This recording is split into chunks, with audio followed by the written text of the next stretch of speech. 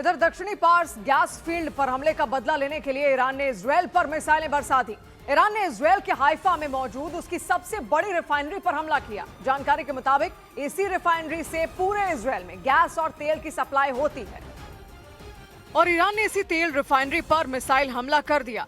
इस हमले से पहले आसमान में मिसाइल जाती दिखाई दी। वो तेजी से अपने टारगेट की तरफ बढ़ रही थी और कुछ सेकंड बाद ही वो मिसाइल अपने टारगेट पर गिर गई। इसके बाद वहां जोरदार धमाका हुआ। यह हमला इतना भयंकर था कि आसपास के कई इलाके दहल गए। दावा किया गया कि ईरान ने इजरायल से बदला लेने के लिए यह हमला किया। इजरायल ने ईरान के दक्षिणी पार्स गैस फील्ड पर हमला किया था। इसकी वजह से ईरान को भारी नुकसान हुआ था। दावा किया गया कि इसके बाद ईरान ने बदला लेने की ठान ली और इजरायल के हाइफा की सबसे बड़ी तेल रिफाइनरी पर बड़ा हमला कर दिया। यूएस के प्रेसिडेंट ने कहा कि इस्राइल की तरफ से जो अटैक किया गया उसमें यूएस फोर्सेस शामिल नहीं थे। तो ये आप देख सकते हैं एक बहुत बड़ी रिफाइनरी है और यहाँ से ही गैस, पेट्रोल, डीजल और बाकी प्रोडक्ट्स जो हैं वो सप्लाई होते हैं पूरे इस्राइल को। हालांकि इजरायल ने दावा किया कि ईरान के हमले में उसकी तेल रिफाइनरी को ज्यादा नुकसान नहीं हुआ, लेकिन इस हमले के बाद नेतन्याहू ने भरोसा दिया कि वो भविष्य में ईरान के गैस फील्ड पर हमला नहीं करेंगे। इससे पहले ट्रंप ने दावा किया था कि वो ईरान के दक्षिणी पास गैस फील्ड पर हुए हमले में शामिल नहीं थे। खबरें आई थी कि इसके बाद ट्रंप ने नेतन्याहू को नसीहत भी दी थी कि वो ईरान के गैस फील्ड पर दोबारा हमला ना करें और नेतन्याहू ने बयान देकर साफ कर दिया कि उन्होंने ट्रंप की नसीहत मान ली।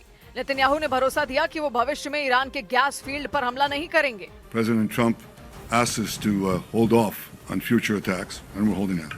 नेतन्याहू ने इस बात को भी माना कि ईरान के गैस फील्ड पर हमला अकेले इजरायल ने किया था। इसमें ट्रंप का कोई हाथ नहीं था। इस दौरान नेतन्याहू ने उन अफवाहों पर भी विराम लगा दिया जिसमें कहा जा रहा था कि ईरान के खिलाफ जंग में अमेरिका को इजरायल ने घसीटा है। Israel somehow dragged the U.S. into a conflict with Iran. Does anyone really think that someone can tell President Trump what to do? Israel ने ईरान के गैस फील्ड पर हमला किया था। इसका बदला लेने के लिए ईरान ने भी इजरायल और सऊदी अरब की तेल रिफाइनरी पर हमला कर दिया था। इसके बाद ट्रंप ने भरोसा दिया था कि वो भविष्य में ईरान के गैस फील्ड पर हमला नहीं करेंगे और ट्रंप के बाद इजरायल ने भी ईरान के गैस फील्ड पर हमला करने से इनकार कर दिया। उधर इजरायल के प्रधानमंत्री बेंजामिन नेतन्याहू ने अपने एक भाषण के दौरान ये मंशा जाहिर कर दी कि वो स्ट्रेट ऑफ हॉर्मुज की जरूरत को हमेशा के लिए खत्म कर देना चाहते हैं। इसके लिए नेतन्याहू ने तेल और गैस की सप्लाई के लिए दुनिया के सामने एनर्जी कॉरिडोर प्लान का जिक्र किया।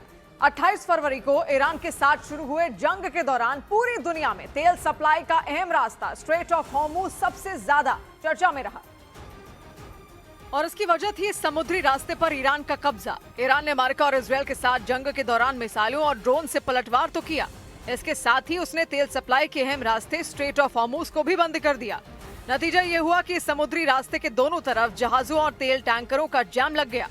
अगर किसी ने चोरी छिपे इस रास्ते को पार करने की कोशिश की तो ईरान की सेना ने उस जहाज पर हमला भी कर दिया। ये समुद्री रास्ता बंद होने की वजह से पूरी दुनिया में हाहाकार मच गया।